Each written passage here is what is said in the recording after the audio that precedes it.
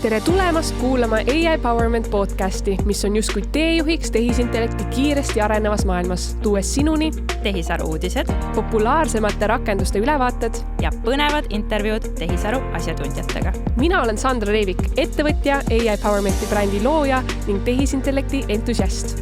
Ja mina olen Kerlin Tiigemäe, juht, ema ja AI entusiast. Kuula meid igal reedel ning saa praktilisi näpunäiteid, kuidas AI'd igapäevaelus ja äris rakendada. Aitäh, et oled jõudnud kuulama Eesti esimest tehisintellekti teemadele keskendunud podcasti ja täna me oleme rääkimas AI automatsioonidest ja AI konsultandi tööst. Tervist, Kerlin! Tšau! Ja muidugi me oleme kutsunud saatesse siis oma ala eksperdi Jürgen Joosti. Tervist, Jürgen! Tere, Sandra! Tere, Kerlin! Ja EPS, thanks, et oled andnud meile selle võimaluse, et lahedas videostuudios seda saadet salvestada.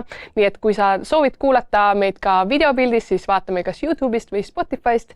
Ja ma teen ka lühikese siis sissejuhatuse tutvustamaks, kes on Jürgen. Ja Jürgen on siis AI koolitaja, konsultant ja sinu kirg on tõesti siis aidata inimestel ja ettevõtetel mõista, kuidas tehisintellekti rakendada. Ja 2023 sügisel sa läbisid ka sellise 7-kuulise AI Mastery programmi Mindvalley platvormil ja nüüd tegelest siis Icemandi ridades konsultandina ja samamoodi ma arvan, et me saame kuuldagi seda täpset ülevaadet, millega te tõesti igapäevaselt tegelete, aga võib-olla alustaks sellest, et sa räägid natukene oma tausta ka lahti ja kuidas sa üldse siis tekitasid selle huvi tehisintellekti maailma vastu? Tehisintellekti huvi tegelikult tekkiski selle plussversiooni välja tulemisega, mis oli siis 2023 algus. Ehk siis see oli konkreetne sündmus, saime poistega kokku ja võtsime siis selle plussi lahti ja pärast seda ma tegelikult ei saanud isegi mõne tööd, et ma lihtsalt käisin kogu aeg seal põrgatamas, et kas sa seda oskad, kas sa sellest saad aru. Ja tegelikult sealt mul hakkas see huvi nagu siis ChatGPT vastu, mis oli ainukene esimene nagu tööriist.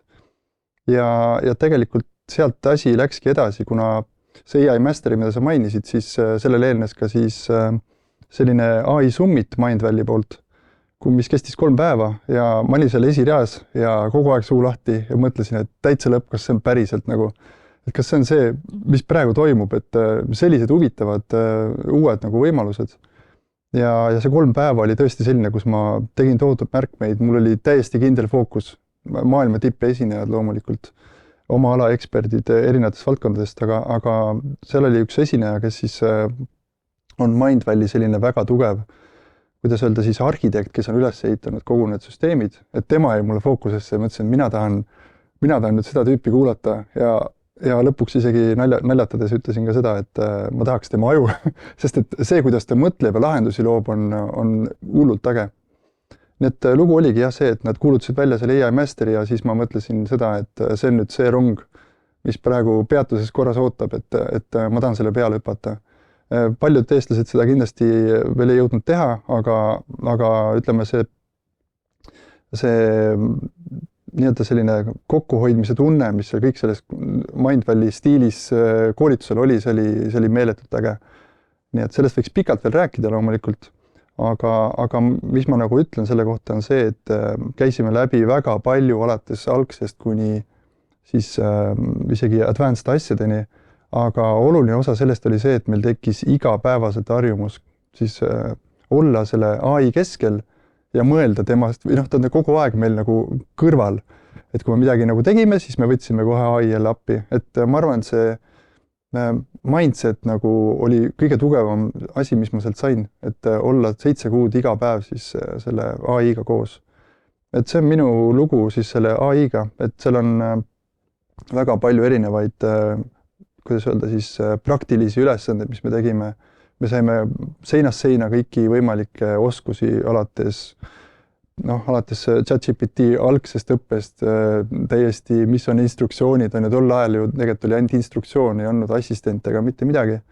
Et me hakkasime nagu lahti mõtestama üldse ja loomulikult seal käidi ka välja need laused, mis siin on kuulsad, et AI on siis võtab üle inimkonna, on ju, et me hakkasime neid nagu kummutama ja me hakkasime aru saama, et tegelikult ta ei võta inimkonda üle, on ju, siis järgmine tuli välja see, inimene, kes oskab AI-d, on eelistes siis nagu teiste inimeste ees, kellel siis AI teadmisi kas puudub või siis on vähe.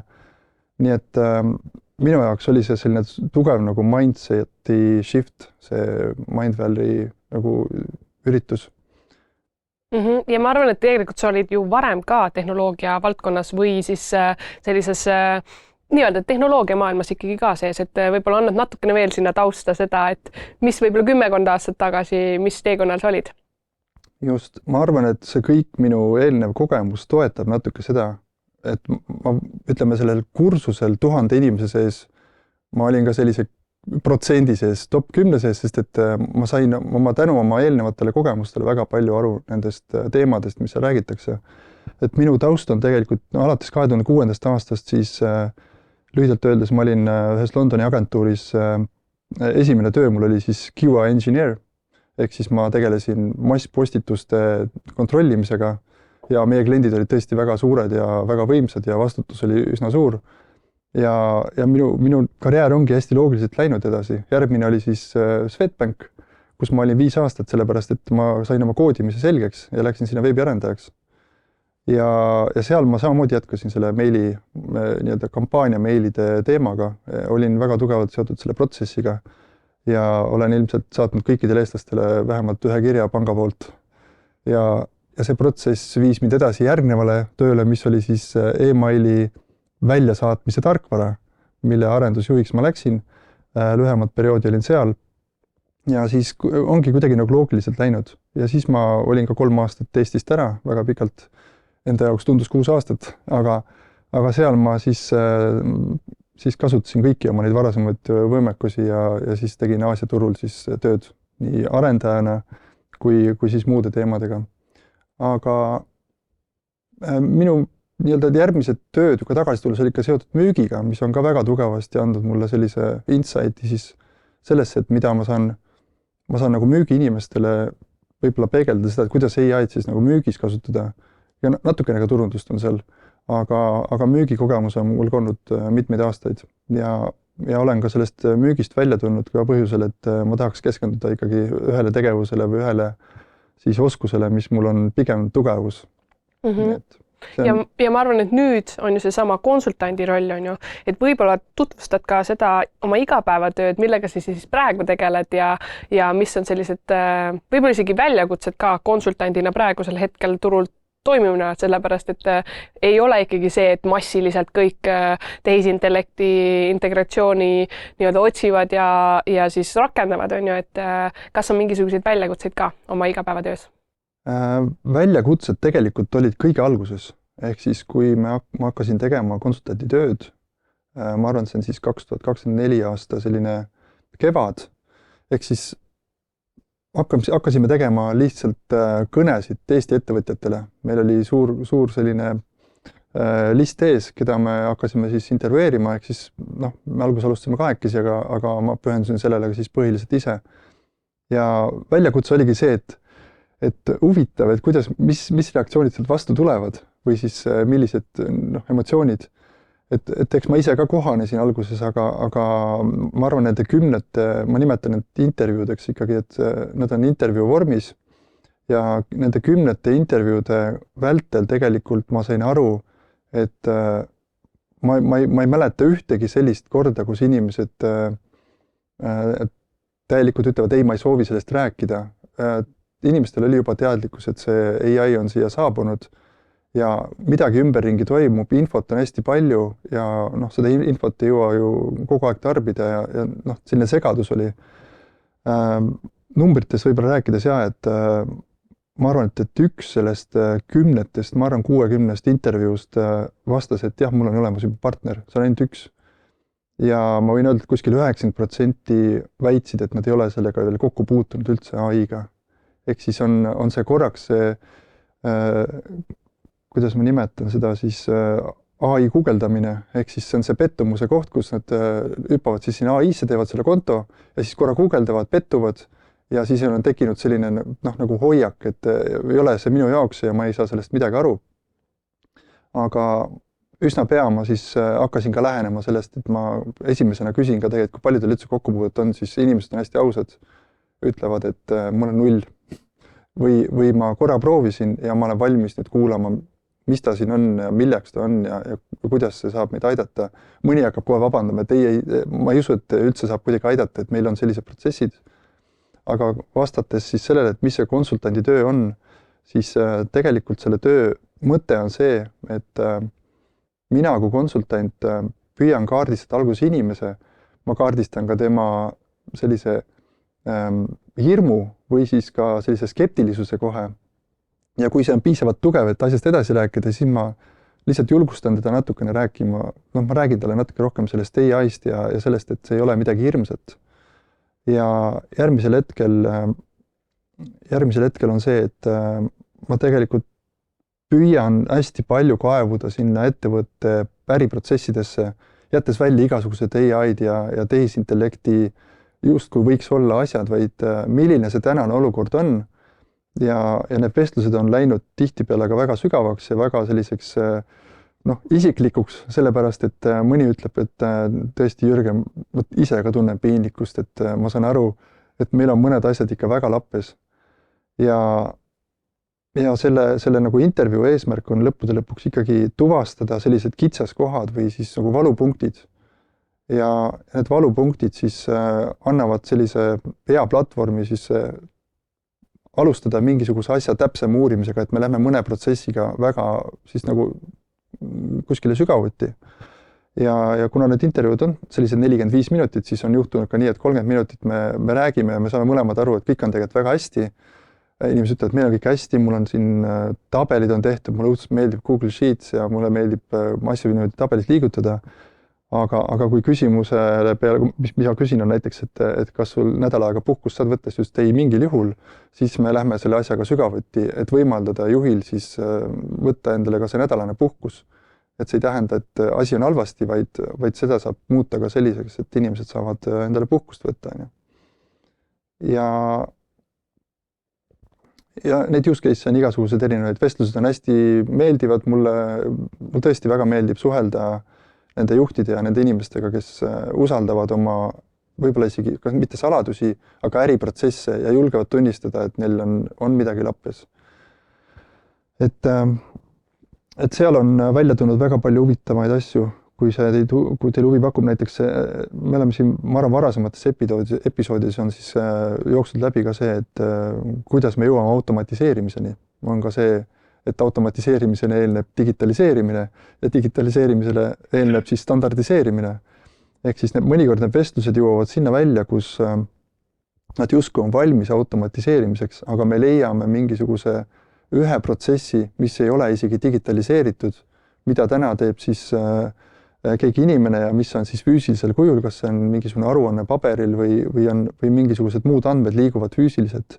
Et siis mõned kliendid on siis jäänud oma siis standardiseerimist parandama selleks, et nad jõuaksid üldse järgmiste sammudeni. Et hästi väga palju erinevaid selliseid erilisi juhtumid on olnud ja väga häid juhtumid on ka olnud. Ma olen väga kiitnud neid inimesi ja neid ettevõtteid, kes on suutnud oma asjad väga hästi organiseerida ja meie kui konsultantide töö on ka kindlasti mitte suruda seda AI-d igasse ettevõtte vormi, sest et mõnes valdkonnas ei olegi seda üldse vaja.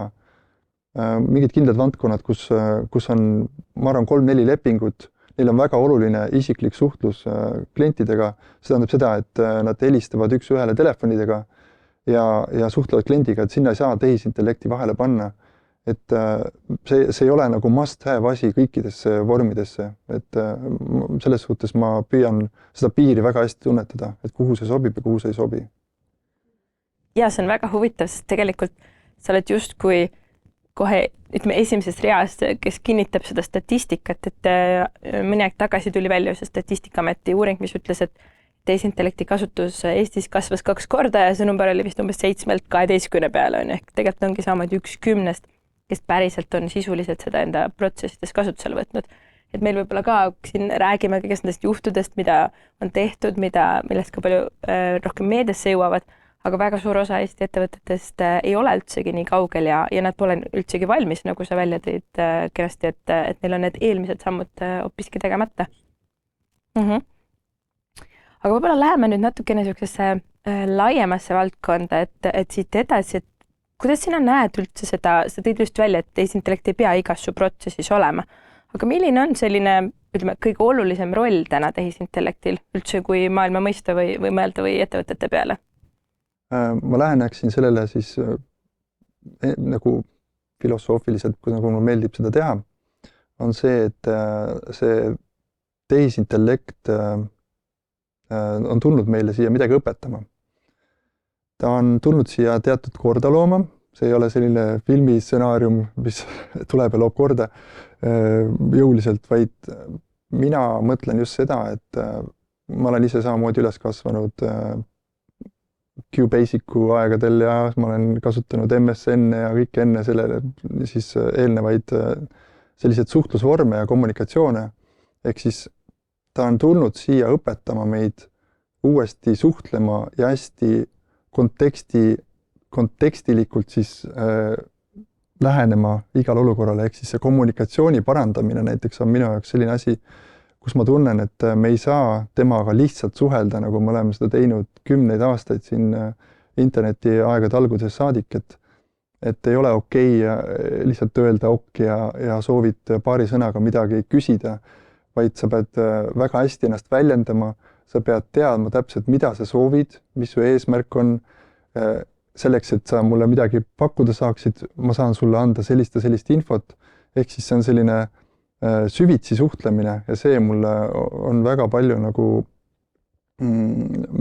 meeldinud, et ma arvan, et ma olen ise ka hakanud rääkima palju rohkem põhjalikumalt, ehk siis ma püüan vähem kahemõttelist juttu ajada ja selgitan alguses, mida ma püüan nagu rääkida ja siis toon näiteid ja nagu see promptide kirjutamine ikka käib, on ju, et koos näidetega, sisuga, eesmärkidega, mingisuguse tähelepanu ja mingite muude selliste elementidega. Aga jah, et see on minu selline filosoofiline vaatepilk sellele. Ja ma arvan, et eks on tulnud ka erinevad müüdid, kui me räägime tehisintellekti valdkonnast ja see, mis me ka alguses siin juba mainisime, et ettevõtted võib-olla tulevad probleemiga ongi nii, me peame selle tehisintellektiga ära lahendama. Et kas sul on ka mingisuguseid müüte, mida sa näed igapäevaselt ja mille võib-olla isegi ümberlükkamine nagu keeruline või mida on nii-öelda juba juurdunud sellel meeletasandil inimestel? Kas midagi on, mida niimoodi kohe mõttesse tuleb? No, number 1 müüt on ikkagi aegade algusest, ehk siis põhimõtteliselt, kui ta meile kõik kättesaadavaks sai, on kindlasti see müüt, et AI võtab meie töö ära, et inimesed see on ka väike hirm, mis inimestel on ja nad ei hooma lihtsalt seda, et kuidas see areneb ja kasvab ja millal siis tuleb kätte see aeg, kui ta võtab meil siis selle töö ära.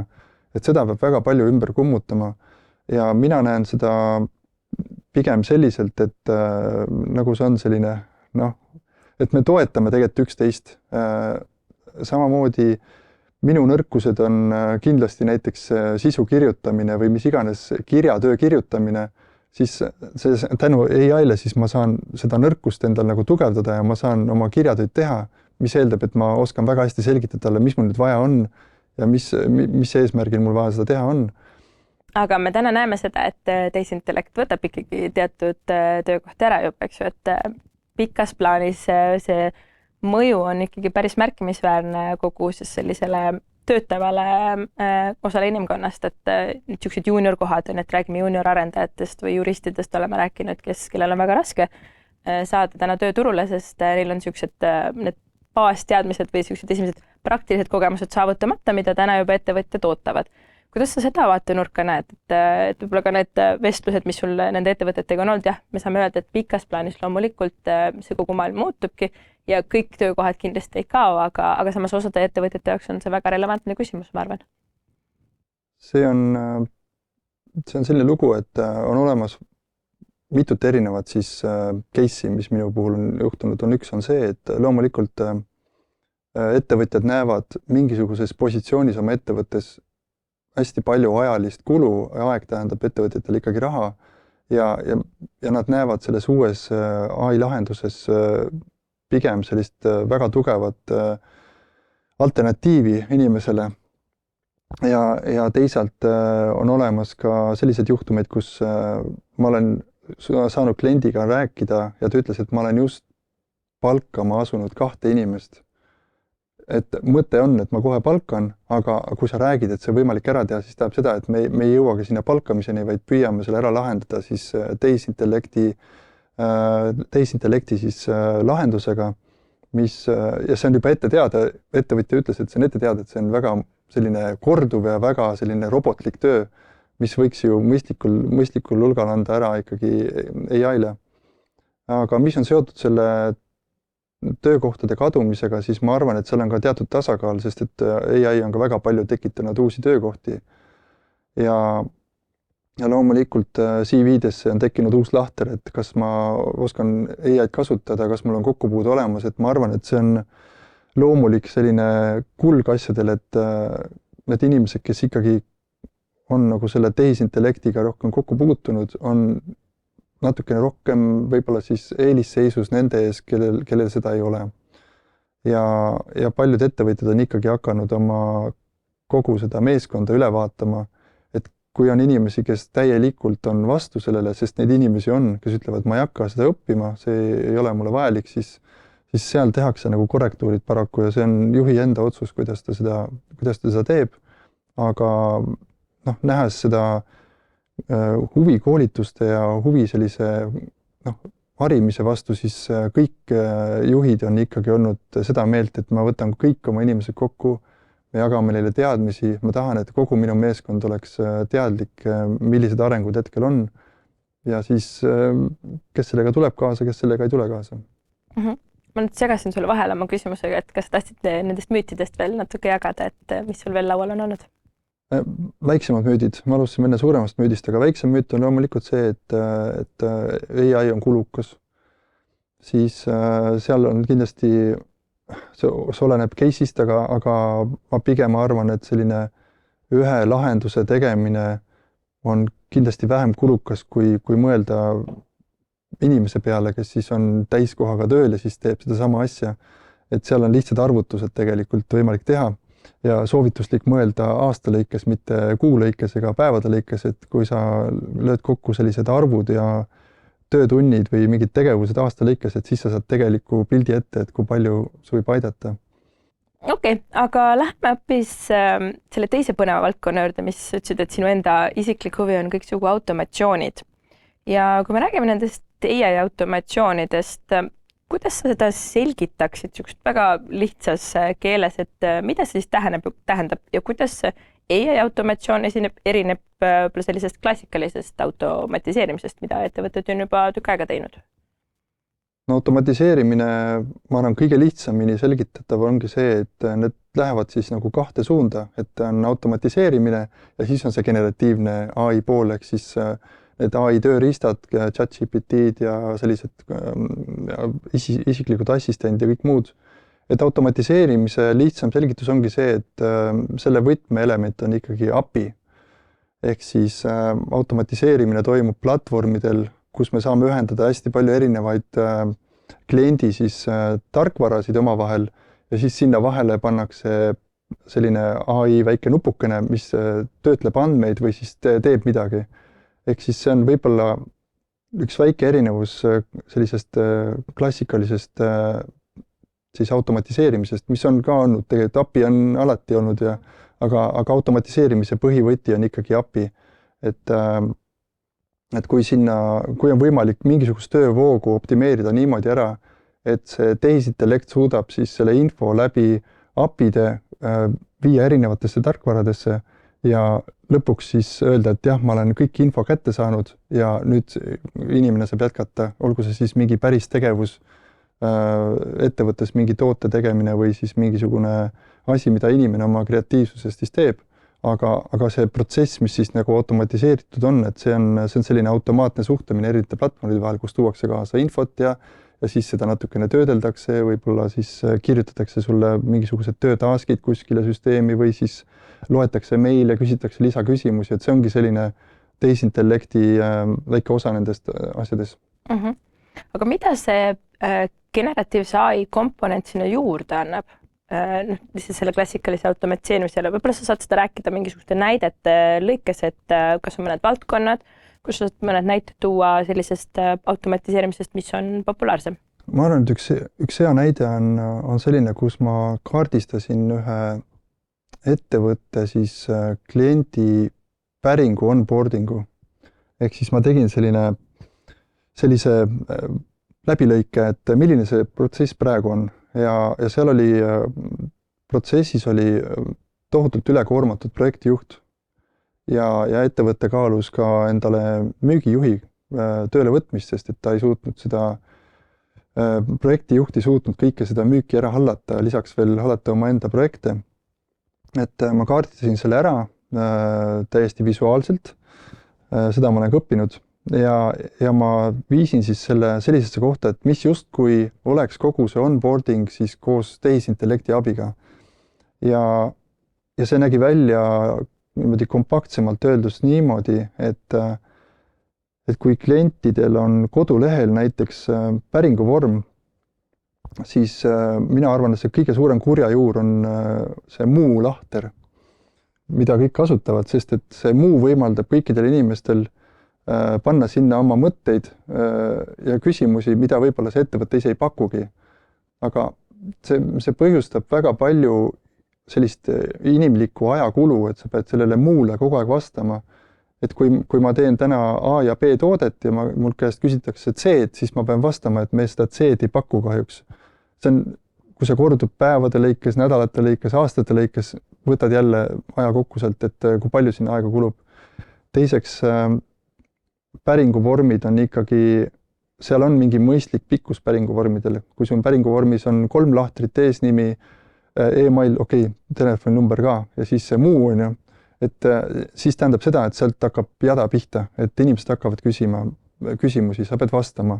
See meilivahetus toimub kogu aeg 5 kirja, 10 kirja ja siis sa jõuad sinna punkti välja, et kus räägitakse siis hinnast on ju, ja siis öeldakse, et ai, see hind jääb küll meile natuke kalliks. Et ma tahaks võib-olla selle jutu kompaktsemalt kokku võtta on see, et kogu see onboarding kuni selle teenuse teostamiseni on tehtud AI poolt, mis tähendab seda, et ta kogu aeg suhtleb selle kliendiga, ta kaardistab ära, kas ta on meie klient, kas meil on talle midagi pakkuda ja kui tal meil on midagi pakkuda, siis me saadame välja arve. Kui klient maksab arve ära, siis moodustatakse nendest asjadest nagu taskid ja taskid jõuavad siis päris inimese lauale ja kui päris inimene need ära teeb ja ütleb, see on tehtud, siis on asi lõpetatud. Aga selle lõpptulemus oli see, et projektijuhi koormus vähenes, kui ma hästi mäletan, 80%, tähendab seda, et ta on keskendunud ainult suurtele projektidele ja need pisikesed päringud said ära automatiseeritud. Klient sai teada, et see teenus oli talle või siis see hind ei ole talle. Kui see hind on talle ja teenus on talle, siis see automatiseeritakse ära. Ja müügijuhist me enam ei rääkinudki, et müügijuht kadus pildist ära, see vajadus kadus. Ehk siis me saime ühe väga olulise protsessi, mida AI oskab, ma arvan, kõige paremini lahendada on pakkumiste kiire vastamine ehk kliendi suhtluse kogemuse tuua alla päevaseks, umbes sellisest 7 päevast. Et ma arvan, et see on suur võit võib-olla kliendi suhtluse seisukohast. Rääkides nüüd nendest samadest, seda samad näidet, mis sa siia välja tõid, siis kindlasti on vaja tööriistasid, et need automatsioonid üles ehitada. Et võib-olla sa tooksid ka kuulajatele neid erinevaid tööriistasid, mida sina kasutad või mis populaarsemad on selliste AI automatsioonide jaoks? Kindlasti automatiseerimine vajab automatiseerimise platvormi ja täna on nendeks siis Make.com ja Zapier. Need on kindlasti teisi veel ja on arendajad, kes kasutavad just neid teisi, seal on erinevaid muid lahendusi, aga peamiselt ikkagi neid kahte ja neid kahte võib-olla on keeruline võrrelda, sellepärast et Zapieril on teatud omadused või teatud liidestused, mida Make.comis ei ole ja Make.com on kõigile väga visuaalselt selline lihtne kasutada ja väga, väga mugav tööriist.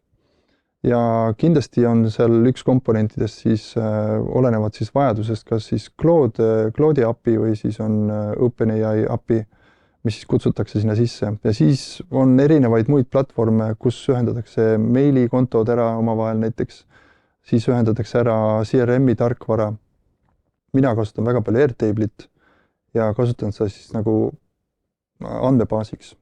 Ja Airtable'i selline harjumus tuli mul ikkagi sellest Mindvalley koolitusest, et Mindvalley on üles ehitatud Airtable'i peale. Et ma olin väga lummatud sellest ideest, et me kasutasime seda väga palju ja minu jaoks on ta üks selline tööriist, mis lahendab väga palju erinevaid siis protsesse ära minu jaoks. Mis iganes on see CRM või on see mingisugune andmete omavahel ühendamine või taskide ühendamine, mis iganes ülevaated, et see Airtable on väga oluline osa nagu sellest automatiseerimise protsessist. Ja sinna külge saab panna loomulikult erinevaid meilikontosid ja muid sellised, mis oleneb, mis selle taski eesmärk siis on, kas on siis mingi info kogumine ja edastamine kuskil platvormile, et kõigel, millel on API võimekus, on võimalik ühendada. Võib-olla sa räägid natuke lähemalt seda, et ma nüüd Make ja Zapier, nendest me oleme varem veidike rääkinud ka, et need on nüüd sellised automatiseerimise tööriistud, kus sa päriselt panedki need sammud, on ju, et võtta siit, pane sinna, too siis keelemudel. Mis osa see Airtable katab, on ta lisaks, et natuke seda osa lahti rääkida? Kui ma olen endale ehitanud Airtable'is lahenduse näiteks oma tiimile, no näiteks meil on samamoodi kaardistatud ühenduse võtmise klientidega või milline seis selle kliendiga täna on. Kui ma kliendiga käin kohtumisel, on mul kliendiga tehtud väga selline põhjalik kaardistus, mis on selle kaardistuse siis tulemused, et need on kõik omavahel ühendatud, et Airtable'is endas on sees selline võimekus siis kas siis skriptida või siis automatiseerida, et kui mingi tegevus on lõpuni jõudnud või kuupäev on kätte jõudnud, siis mingisugune staatus muutub, siis tehakse teavitus kuskile näiteks tiimi Slacki, et nüüd on juhtunud niimoodi, on ju, või siis on näiteks transkriptsioon, mida ma kogun koosolekutelt on saanud valmis, see on liikunud Airtable'i lahtrisse, sellest on tehtud siis memo, loodud persoonad ja see võib siis ka, memo võib näiteks automaatselt edasi liikuda siis kliendi postkasti, sest et Airtable'is on ühendatud ka meie enda siis meeskonna kalender ja kalendri ja siis selle kliendi osaga on tehtud ka omakorda sidestus, et ta leiab, et okei, see kalendri event on seotud kuidagi selle kliendiga ja siit saadakse siis meiliaadressid ja siis saadakse välja. Et see on selline hästi selline voolav ja märkamatu protsess, mida peaks muidu käsitsi kogu aeg tegema, aga see on olnud väga selline kasulik. Kas ma saan õigesti aru, et see ongi siis justkui käsitsi võib-olla selline projektihalduse või ütleme Exceli majandamise asemel, sul ongi lihtsalt selline universaalsem rakendus, millel on siis AI komponendid juba sees? Just, et Airtable'it nimetatakse ka selline steroididel Exceliks. et seda on võimalik täna ka teha Google Sheetis või Excelis, aga ma olen ise sellel meelel, et see Airtable on minu jaoks palju mugavam tööriist. Ja ma arvan, et ma olen kuulnud vähemalt, et seda on väga laialdaselt juba kasutusele ka võetud suuremates organisatsioonides ka Eestis. Kui me nüüd räägime nendest automatsioonide tegemisest ja ütleme, et Make.com on üsna selline, et iga inimene praktiliselt saab sellega hakkama, vaata, et mõned juhendvideod ära ja proovid. Nüüd sina, kui sa oled pikemalt sellega töötanud, on sul mõned soovitused või mingid sellised nüansid, millega peaks arvestama või et milliseid vigu oled sa näinud, mida nendes automatsioonides tehakse ja mida siis võib-olla alustajad võiksid siis kohe endale kõrvale taha panna? Mul võib-olla ei ole sellist andmebaasi peas selle kohta, et mis vigu tehakse, aga Kuklas on alati automatiseerimistel selline teema, et nagu me oleme siin näinud, kui AI maha läheb päevaks ajaks näiteks, siis seal peab olema alati see inimese lüliti. Et seda peab automatiseerimiste puhul, mille võib-olla mõju on väga suur, kui on protsessid üles ehitatud AI peale, siis ma arvan, et elekter käib ka vahepeal ära, et täpselt samamoodi võib internet ära minna, võib ära minna ka AI tugi, sest et selle kasutus on väga laialdane ja väga suur. Et see on väga oluline, et on võimalik, ütleme, selline AI välja lülitada ja inimene saab siis nagu edasi tegutseda, et mingisugune protsess katki jää. et see on selline oluline asi, mida tuleb meeles pidada. See on nagu öeldakse elektrooniliste lukustustega, et alati peab olema võimalus füüsilise võtmega sisse minna, sest et elektroonika on elektroonika, et seal ei ole sellist kindlust. Kuidas sa ise oma igapäevatöös või tegemistega tehisintellekti kasutad, isegi ka võib-olla eraelus, ma tean, me siin kõik stuudios oleme AI entusiastid, meile meeldib sellel teemal tehis arutada, aga võib-olla tood praktilisi näiteid, kuidas sina siis tõesti enda igapäevastes tegemistes tehisintellekti rakendad?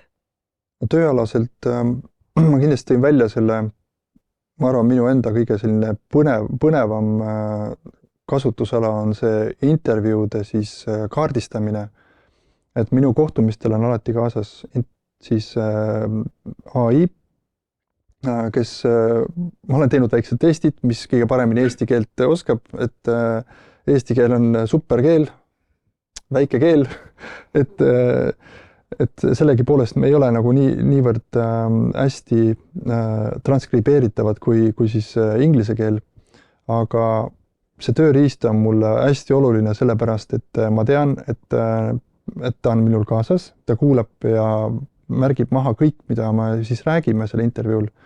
Aga nüüd on see koht, kus ma arvan, inimese osa ehk siis minu osa on väga oluline just sellepärast, et see on minu töö talle toota võimalikult tugevat informatsiooni. Ehk siis minu küsimused peavad olema väga läbi mõeldud, kui ma leian mingisuguse koha, millega me peaksime sügavuti minema, siis ma pean seda küsima. Ma pean õppima tundma seda inimest, kes on seal vastas, mitte isiklikult, aga ma pean aru saama, mis on tema vastutusalad, mis on tema positsioon ettevõttes, isiklik võib-olla siis seisukoht tehisaru sellise lahenduste osas, et ma saan tema skeptilisusest natuke teada, ma saan teada tema sellisest teadmistest. Ehk see kogu see intervjuu, mis ma siin mainisin, ka 45 minutit on talletatud siis sellisesse transkriptsiooni ja mina loon sellest transkriptsioonist pärast selle inimese persona. Ehk siis see on minu enda küsimuste ja vastuste põhjal loodud siis inimene, kellega ma saan pärast edasi suhelda. Ehk siis see persona, kes mul on seal vastas istub ja räägib oma ettevõtte protsessidest, saab pärast minuga põrgatada edasi, sest et ma suhtlen kohtumisega. Ma küsin kohtumise kohta küsimusi, et millised need täna põhiteemad olid, millised olid kliendi küsimused, millised olid minu vastused. Ma isegi küsin seda, et kui suur oli osakaal võib-olla meie kogu intervjuu pikkusest, kui palju mina rääkisin, kui palju rääkis tema, et kui ma saan teada, et see protsent on liiga kõrge, et mina rääkisin tead seda, et ma peaksin järgmine kord paremini kuulama ja rohkem kuulama ja laskma kliendil rääkida. Ja kui siit nagu nii-öelda müügiteemal edasi minna, siis ma olen loonud nagu müügipakkumisi niimoodi, et ma suhtlen selle persoonaga edasi, et küsin, et kuidas sulle meeldiks selline müügipakkumine, et kas siin on midagi, miks info sind veel toetaks, et ma olen viinud need müügikirjad siis 0–100 skaalal selline 93%, 94%, kus ma tean, et kui inimene selle kätte saab, siis ta on võimalikult täpne selline kirjeldus talle, et see võiks talle sobida väga tõenäoliselt, sest et ta arvestab kogu seda juttu, mida me siis transkriptsiooni põhjal oleme rääkinud.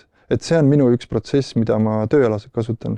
Aga eraelult loomulikult igasugune tekstide kirjutamine ja teemade põrgatamine on minu jaoks ka loomulik, et guugeldamine on muutunud ikka üliväikseks, et ma pigem lähen küsin täpsemat informatsiooni just nagu AI poolt ja ma saan sealt pigem siis nagu arutelu.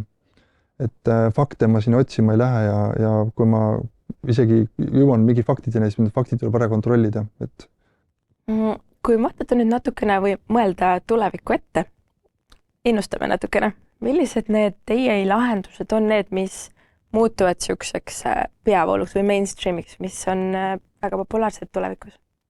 Ehk siis millised töökohad saavad rohkem riivata? Vaadates neid arenguid praegu siin, siis võib-olla on keeruline ennustada, sest et see haare suureneb. Ma arvan kindlasti, et klienditeenindus on kindlasti number 1 ja klienditeeninduse alla võib siis minna igasugune võib-olla kõnekeskused või siis kõnedega vastamised, info kogumised AI-ga, mitte inimesega.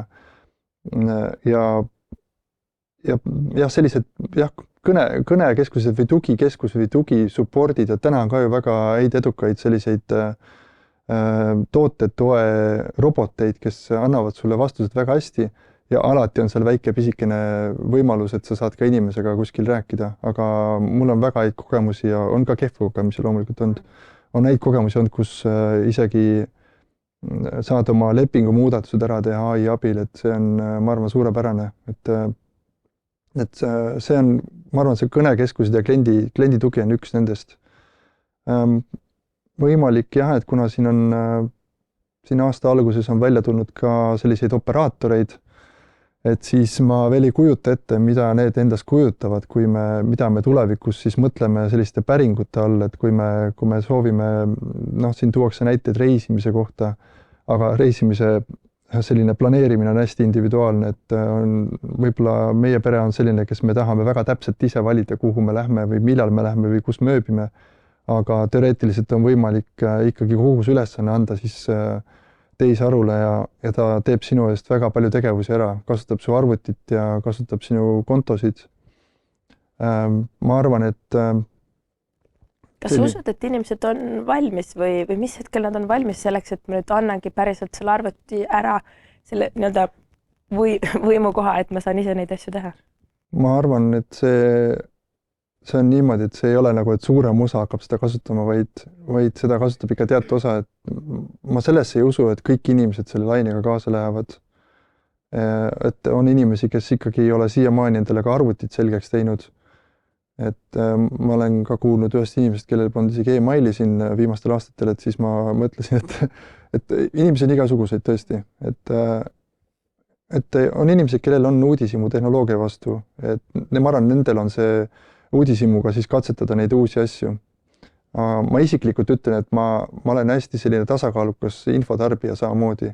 Kuigi ma olen selles sees iga päev, siis ma kasutan ainult siis autentseid platvorme, ehk siis siin on väga palju erinevaid keelemudelite platvorme, mis teevad sulle kõik ära ja kõik koos 4 tükki on ja et ma jään oma kindlate platvormide juurde ja ma tarbin oma sellised loetud allikaid, kust ma saan siis päris infot. Et selline üleinformatsioon on võib-olla see, mis väsitab ära ja siis inimesed väsivad ka ära. Seda on lihtsalt liiga palju, rong on liiga kiire, see ralli on, ma arvan, meist kõigist kiirem praegu.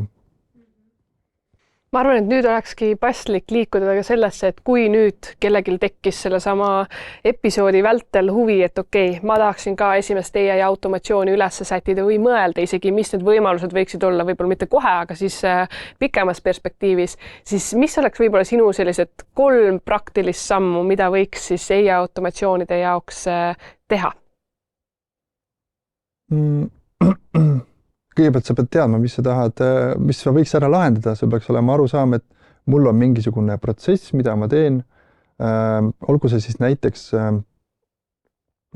mõtleme näiteks seda, et kui keegi annab sulle tagasisidet, näiteks mina ja nagu teiega koolitajad soovite oma koolitusel tagasisidet saada, jagate välja vormi näiteks, väga lihtne, inimesed täidavad vormi ära ja talletad need tagasisidet, ehk siis sa samamoodi saad seda töödelda automaatselt, sa saad kohe teada tooni, sa saad teada mingi tagasiside, saad teada, milles ma pean arenema ja sa võid ka automaatselt selle näiteks inimestele tagastada, aitäh sulle selle tagasiside eest, ma proovin järgmine kord valjemini rääkida, ma proovin järgmine kord võib-olla detailsem olla, et võib-olla sellised lihtsamad asjad, et tulebki nagu hästi palju endal läbi mõelda, et millised need pisikesed protsessid on, mida sa sooviksid nagu lahendada. Mul on neid pisikesi asju on endal sellised üsna palju selles mõttes, et ma isegi ei mäleta, kui palju ma neid võiks olla 10, et üks võib olla näiteks assistentide loomine ka, täpselt samamoodi. Isiklike assistentide loomine, kus sa juba iga kord ei pea ennast uuesti selgitama ja lood endale mingisuguse assistendi, sealt võib areneda mingisugune muu jälle teema, et et ma arvan, et on vaja kõigepealt ise teada ja siis niivõrd palju materjali on täna saada interneti avarustusi, et eriti YouTube'is ja erinevates muudes sotsiaalkanalites või siis ka AI Powermenti siis nii-öelda nendes kogukonna kõnedes, et need on väga kasulikud ja inspireerivad inimestele, et ma arvan, et igaüks meist, kes oskavad arvutit kasutada, saavad endale mingisuguse automatiseerimise ikkagi ära luua. Sest ma arvan, see on põnev protsess ka katsetada. Ja eks meil kogukonnas on olnud ka sellest juttu, et jah, võib-olla AI automatsioonid on juba see nii-öelda edasi jõudnud tasand, aga enne algselt siis võime ikkagi need baasteadmised, kuidas üldse suure keelemudeliga suhelda ja kõike seda poolt on ju. Et ma väga nõustun, et need on sellised sammulised käigud, aga jällegi, mida sa mainisid, et see tegelikult on tänapäeval juba nii palju lihtsam, et seda AI automatsiooniga siis üles sättida enda jaoks. Aga jällegi aeg jookseb käest ja suur aitäh sulle, Jürgen, et tulid jagama ja tehisarutama meiega ja aitäh sulle, kuulaja, et oled täna olnud meiega ja kui sul on huvi, et igal reedel saada teavitused episoodi siis kuulata, siis pane meile follow nii Apple Podcastis, Spotify's kui ka YouTube'is oleme, YouTube'is ka siis videopildis, Spotify's samamoodi ja kui on ka mingit tagasisidet, siis me oleme väga avatud, et ka võib-olla koostööd teha, et siis saate jaokirjelduses selle informatsiooni kätte. Aga aitäh sulle, Kerlin, Jürgen ja loodetavasti näeme teiega juba järgmisel reedel. Tšau! Aitäh, tšau! Head aega!